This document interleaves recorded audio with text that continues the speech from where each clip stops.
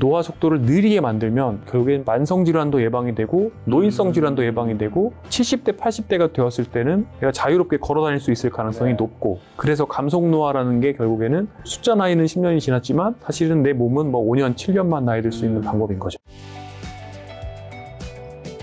아니 교수님, 지난번에 김 작가 TV 나오셔서 네. 6부작, 그다음에 풀 버전까지 네. 한 총합 400만, 쇼츠까지 합치면 제가 봤을 때 인스타 쇼츠까지 다 합치면 한 800에서 한 900만 조회수를 차지했던 것 같아요. 야, 근데 사실 처음엔 그렇게 많이 안 터졌거든요. 굉장히 천천히 올라갔죠. 웃긴 거는 보통 이 조회수가 이제 올라가면 이렇게 올라가다가 꺾이거든요. 네.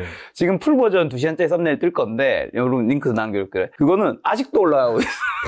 그것은 대한민국 전 국민이 한 10분의 1 정도 500만 원 보지 않을까. 살림에 큰 보탬이 되고 있습니다. 아, 다행입니다. 자, 이번에 이제 느리게 나이 드는 습관 요 책도 이제 출간하셔가지고, 사실 이제 5대 병원인 그 중에 하나가 이제 아산병원이잖아요. 가서 이제 교수님 같은 분 만나서 모든 분들이 진료를 받으면 좋겠지만, 사실 이제 환자분들도 멀어서 못 가신 분도 있고, 또 가까운 데 계시더라도 사실 교수님 외래 진료 대기줄이 엄청 길다고 제가 알고 있거든요. 그러다 보니까 아무래도 많은 분들이 당장 도움 받을 수 없으니까 이 유튜브 안에서라도 이제 교수님이 지금 몇십 년 동안 공부하신 거 노하우 이제 쏙쏙 알려주실 건데, 혹시 근데 이 책은 뭐 전에 책과 뭐 좀 다른 게 있나요? 네, 이 책은 구체적인 매뉴얼인데요. 아, 매뉴얼. 네, 실은 이제 제 앞 책 2권을 보고 저한테 찾아오시는 환자분들도 굉장히 많이 있고, 사인해달라고 하겠네요. 네, 그런 분들도 있어요. 자, 그런데 이제 그러면 구체적으로 어떻게 해야 되냐를 외래에서 저한테 질문을 많이 하세요. 그렇죠. 그리고 근데 어떤 분들은 제가 원하는 방향, 그러니까 이분이 하셔야 되는 방향이랑 반대로 하고 오시는 분들이 있어요. 그래서 고기를 드셔야 되는데 고기를 안 드시고, 채소를 드셔야 되는데 채소를 안 드시고, 이렇게. 근데 사람마다 또 체질이 다르고 상황이 다르니까 이걸 시시콜콜 저는 알려드리고 싶은데 또 외래 시간이 너무 짧아요. 그렇죠. 네, 또 요새 환자분 많이 드셔서 제가 옛날처럼 또 막 15분, 20분 이렇게 붙들고 설명을 못 드리다 보니까 15분도 못해요? 요새 너무 힘듭니다. 네, 이게 결코 교수님이 짧게 하고 보내는 게 아니라 뒤에 환자가 또 너무 많으니까 길게 해드릴 수 없는 현실적인 부분이죠. 그래서 제가 뭐 영양실에도 보내드리고 영양사님께 상담 부탁드리기도 하고, 저희 또 병원의 운동센터로 환자분들 보내드리기도 하는데, 결국에는 어떻게 하셔야 되는지를 알기 위해서는 내가 현재 어디에 위치를 하고 있고 어디로 목표를 향해야 되는지를 알아야 되는데, 그렇죠. 이런 것들이 사실 이전 책들은 어떻게 보면 좀 더 철학적인 내용, 그러니까 맞아요, 뭐 경박단소하고 중용의 삶을 살아야 된다, 이렇게 좋은 얘기들이 많이 있었는데 구체적인 방향이 없었던 거죠. 그래서 그런 질문들을 제가 이제 강의도 하고 환자분들 뵈면서 듣다 보니까 이런 것들을 알려드려야 되겠다. 이제 결론적으로 그러다 보니까 매뉴얼을 하나 만들게 됐습니다. 그 매뉴얼이 담긴 이야기군요. 네, 그래서 결국엔 제가 진료실에서 더 시시콜콜 해드리고 싶은데 못 해드리는 그런 이야기들이죠. 사실 제가 봤을 때 이제 오늘 영상 한 2시간 정도는 최소한 될 텐데, 교수님 직접 찾아뵙고 15분 진료 받는 것보다 요 영상 풀로 다 보는 게 더 자세할 수 있습니다. 어쩌면은 내 진료실에서 제가 차라리 이 유튜브 링크를 보시고 이렇게 드시고 이렇게 하는 게 나을 수 있습니다. 알겠습니다. 그러면 이제 서로 윈윈할 수 있겠네요. 자, 그러면 이제 오늘 이제 본격적으로 이제 건강에 관한 콘텐츠 찍기 전에 일단 사람의 수면과 관련된 가장 중요한 요소, 전에도 말씀해 주셨지만 한번 또 처음 보신 분이 있으니까요. 키워드를 한번 정리해 주신다면요. 네, 뭐 기본적으로 일단은 유전자가 3이고요. 그리고 생활 습관에 누적된 게 7이죠. 그 생활 습관에서 가장 강력한 것들이 결국엔 내가 어떻게 먹고, 어떻게 운동하고, 식단, 운동. 네, 그리고 어떻게 쉬고, 휴식. 그러니까, 휴식. 그러니까 자는 거랑 스트레스, 수면. 네, 그리고 술, 담배가 있죠. 네, 이 정도가 사람의 수명, 그리고 또 노화 속도에 가장 지대한 영향을 미치는 것들입니다. 유전자적인 부분 요소가 당연히 있고, 생활 습관에서는 식단과 운동과 휴식과 수면, 스트레스랑 이제 술, 담배. 네. 스트레스를 잘 관리하는 게 되게 중요한 요소 중 하나겠네요. 스트레스는 굉장히 중요한데, 말하자면 사실 생활 습관이 망가지는 것의 어떤 백그라운드가 되는 거기도 하다고 요새는 생각을 하고 있습니다. 스트레스 유도, 가속노화, 가설? 뭐 이런 얘기가 있습니다. 그러니까 스트레스를 많이 받은 사람들은 노화 속도가 빨라진다, 이런 것들이 피를 뽑아서 노화 속도를 봐도 측정이 실제로 가능하고요. 사실 그 경로들을 생각을 해보면 스트레스를 오랫동안 받으면, 그러니까 스트레스 호르몬 코티솔이라고 하는데, 이런 것들이 오랫동안 나오게 되면 예를 들어서 절제력이 떨어집니다. 뇌의 관점에서 봤을 때는 절제력이 떨어지고 억제력이 떨어지게 되고 판단력도 떨어지고요. 기억력도 떨어집니다. 당분이 더 땡기겠죠. 술도 더 마시고 싶겠죠. 그런데 스트레스 호르몬은 장기적으로는 똑같은 에너지가 몸에 들어와도 그 에너지가 뱃살로 갈 가능성을 증가시키죠. 근육은 녹여서 쓰고 네. 배는 나오고. 네. 그러면 인슐린 저항성이 또 생기죠. 네. 그리고 만성염증이 생길 가능성이 높아요. 뱃살에서는 또 염증성 호르몬, 염증성 사이토카인이라는 게 나오거든요. 네. 그러면 그것 자체도 또 노화 속도를 빠르게 만들어요. 만약에 만병의 근원이라고 우리가 스트레스를 얘기를 하잖아요. 스트레스 받으면 암 걸린다고 그러잖아요. 진짜가요? 네. 스트레스 호르몬이 사실 코티솔이라는 게 이 약으로도 씁니다. 네. 면역 억제제예요. 어떤 역할을 하느냐? 류마티스 관절염 이런 염증 자가 면역 질환 환자에서 처음에 염증 수치 떨어뜨릴 때 스테로이드 많이 씁니다. 그러니까 면역을 억제하는 능력이 있어요. 그러니까 만성적으로 스트레스를 많이 받아서 코티솔 레벨, 스트레스 호르몬 레벨이 높은 사람들은 네. 결국엔 면역세포 기능이 떨어지는 거예요. 그러니까 스트레스 받으면 암 걸린다. 이것도 실제로 맞는 말이고 또 이런 것도 연구 결과로도 실제로 많이 나와 있습니다. 그럼 저도 하나 궁금한 게 네. 제가 6, 7년 전에 이제 어머니가 돌아가셨을 때 네. 아무래도 뭐 부모 자식 간에는 어느 쪽이 되든 간에 굉장한 고통이잖아요. 네. 그 이후에 1년 뒤에 진짜 지금은 안 보이겠지만 이제 면도를 하루 이틀만 안 해도 털이 자라잖아요. 네. 요 밑에 흰 수염이 갑작스럽게 100몇 개가 생겼어요.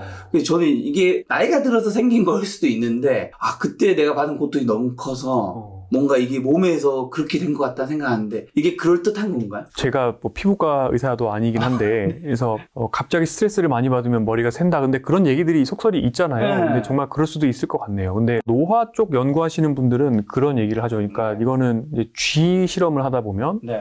그러니까 갑자기 쥐를 이제 가속 노화를 시키게 되면 털 색깔이 이제 옅어지고 진짜요? 네, 푸석푸석해지는데 탈모도 생기고요. 그런데 이걸 노화를 다시 되돌려 놓으면은 네. 다시 털도 나고 또 색깔도 정상적으로 변하고 이런 것들을 쥐 실험에서는 관찰을 하죠. 그러니까 그리고 또 하나가 급격한 스트레스를 받게 되면 그러니까 사람이 뭐 외과 수술을 받게 된다거나 네. 아니면 코로나에 걸리거나 또는 뭐 출산 임신 이런 상황에 처했을 때 노화 시기가 빨리 갑니다. 가속 노화가 되는데 이런 것들이 스트레스가 종료되고 나면 또 회복이 되거든요. 근데 그렇기 때문에 그런 스트레스 때문에 실제로 노화 시기가 빨라졌다가 네. 그래서 백발이 됐다가 다시 회복되면서 네. 또 좋아졌을 가능성도 있죠. 그런데 사람 연구로는 이거는 충분히 잘 알려지지 근데 않고. 궁금한 게 사람 머리카락은 네. 하얀색이 나잖아요. 흰색이. 그럼 다시 검은색 못 나는 거 아니에요? 그게 굉장히 소수의 사람들을 관찰을 했을 때 네. 실제로 이게 노화 지연을 시킬 수 있는 약물을 복용을 한 분들에서 그러니까 결국에 머리가 흰 머리는 빠지고 네. 다시 검은 머리가 나는 거죠. 근데 이렇게 검은 머리가 나는 경우가 있다라고 그 노화과학 연구하는 분들은 얘기를 합니다. 그런데 이게 다시 정확히 말씀을 드리자면 대규모 임상 연구를 해서 나온 결과가 아니기 네네. 때문에 저도 굉장히 말씀을 드리기는 조심스럽습니다. 소수에 해당될 수 있다는 거네요. 네, 그러니까 그런 사례들이 이제 관찰은 된다. 네. 네. 자, 그럼 이번에 내신 느리게 나이 드는 습관 책 제목대로 일단 한번 여쭤볼게요. 이 책 제목대로 하는 습관은 어떤 건데요? 결국에는 어떻게 먹고 네. 어떻게 몸을 움직이고 네. 어떻게 쉬고 어떻게 스트레스 관리를 하고 또 네. 어떻게 활동적으로 살아서 네. 결국에 몸 건강, 뇌 건강을 관리를 하고 네.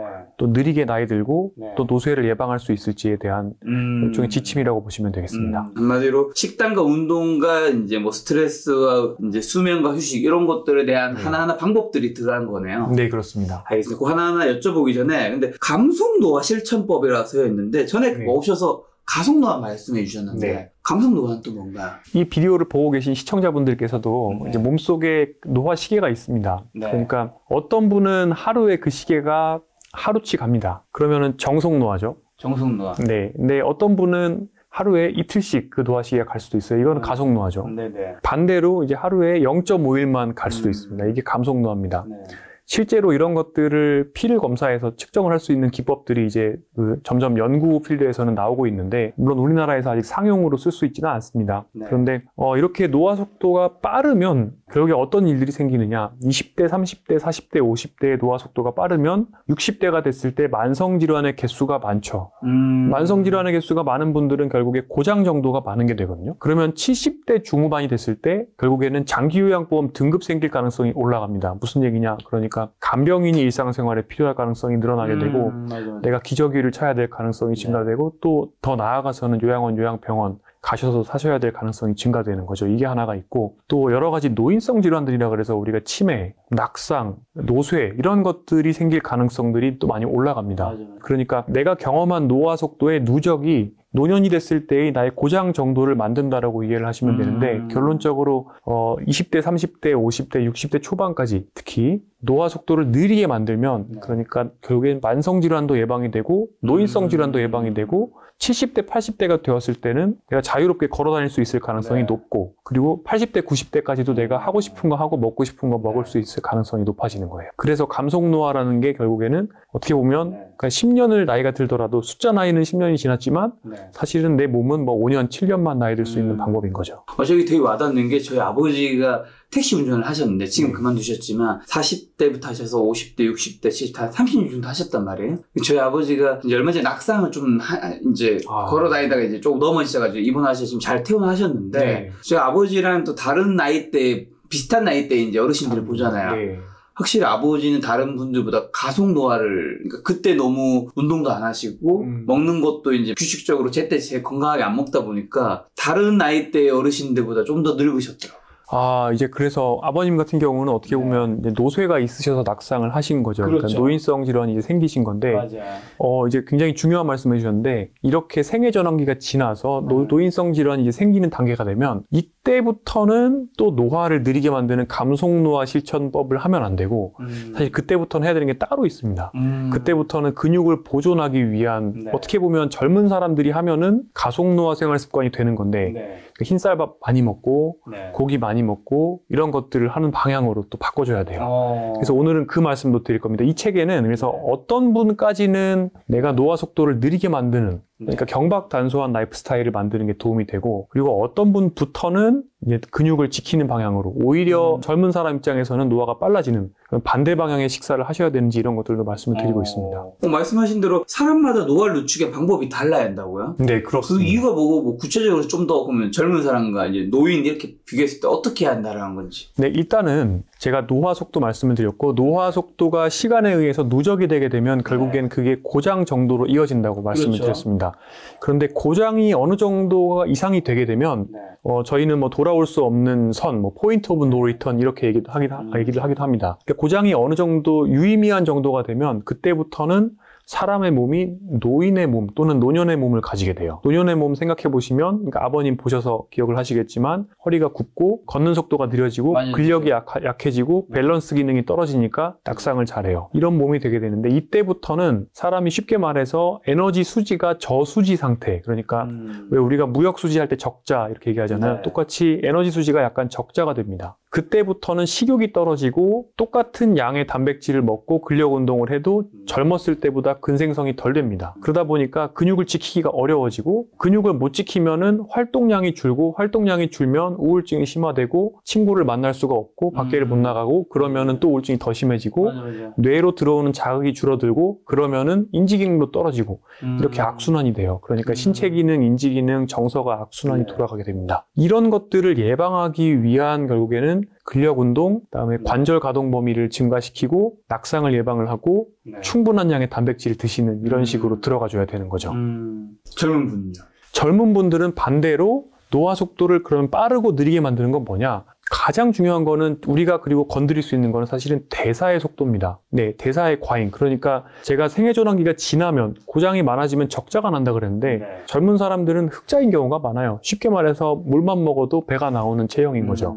체질 자체가 그렇게 되어 있는 거고 30대부터 어떻게 보면 호르몬 변화가 생기기 때문에 기초대사량이 줄어들게 됩니다. 그렇기 때문에 어떻게 보면 옛날 20대에 먹던 대로 그대로 먹어주게 되고 앉아서 일하는 생활 습관 가지고 가게 되면 점점 배가 나오고 또는 마른 비만이 되고 근육은 줄고 이런 방향으로 가게 되는데 이렇게 대사 과잉이 쌓이다 보면 결국에는 노화의 억셀러레이터 중에 하나인 인슐린 그리고 엠토르 이런 것들이 활성화가 되는데 이런 것들이 결국에는 노화를 가속시킵니다. 혈관 노화도 가속이 되고 또 염증도 생기게 되고 여러 가지 노화와 관련된 예를 들어서 뭐 유전적인 변화 또는 노화세포의 축적 이런 것들 모든 것들이 따라오게 됩니다. 그렇기 때문에 결국에는 20, 30, 40, 50, 60대 초반 정도까지는 어떻게 보면은 대사 과잉을 줄이는 방향으로 그러니까 과잉의 지방이 몸에 쌓이지 않게 만들고 식사를 경박단소하게 하시고 네. 그리고 운동을 많이 하셔서 과잉의 에너지를 태우는 이런 것들이 노화를 느리게 만드는 것이죠. 한마디로 젊은 사람이랑 나이가 드신 분이 서로 완전히 반대로 좀 해야 되는 부분들이 있네요. 네, 반대로 가야 되고 재밌는 게 젊었을 때 노화를 느리게 만드는 생활 습관을 지속하시면 네.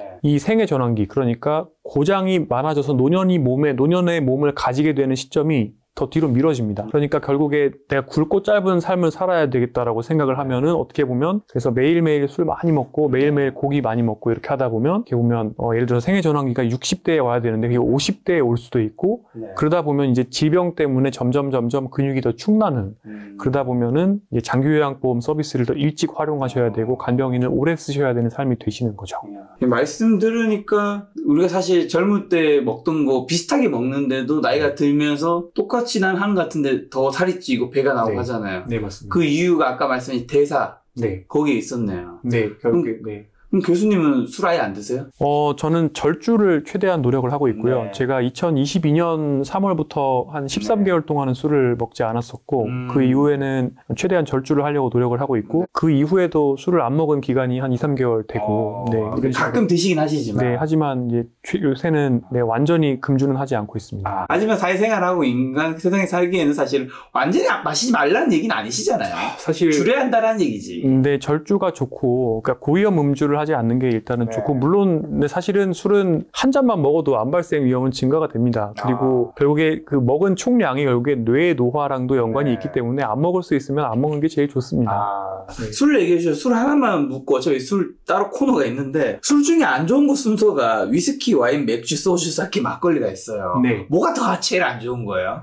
술 중에 단순당이 많이 들어있는 술들, 그러니까 칵테일이나 또는 이제 가당되어 있는 소주 이런 것들 있잖아요. 그런 것들은 당연히 안 좋죠. 술도 칼로리가 높아요. 거기다가 이제 당분까지 들어오니까 더 안 좋죠. 근데 그거 외에는 기본적으로 술은 다 똑같이 결국에 술에 들어있는 절대적인 알코올 함량이 문제가 됩니다. 그러니까 일단은 뭐 탄수화물 많은 맥주도 그 맥주 먹으면은 물론 알코올 때문에 혈당은 별로 안 올라가기는 하는데 그 칼로리 굉장히 높습니다. 그래서 사실 배는 굉장히 많이 나오고요. 거기 들어있는 탄수화물, 알코올 다 결국에는 텅 빈 칼로리라 그래요. 그러니까 어찌 보면은 우리 몸에 피가 되고 살이 된다기보다는 그냥 간에 지방으로 쌓이고 뭐 이런 거예요. 또 대사하는 과정에서도 사실은 알코올은 간에 손상을 주고 그렇기 때문에 술은 하여튼 최소한으로만 먹는 게 좋고 결국엔 절대 양이 중요한데 이제 블루존이라고 해서 장수 마을이 있습니다. 네, 있죠. 세계 6개 마을인가요? 5군데인데 네, 또 요새는 싱가포르까지 쳐서 뭐 6군데 이렇게 얘기를 하기도 하고. 오래 살아요? 싱가포르가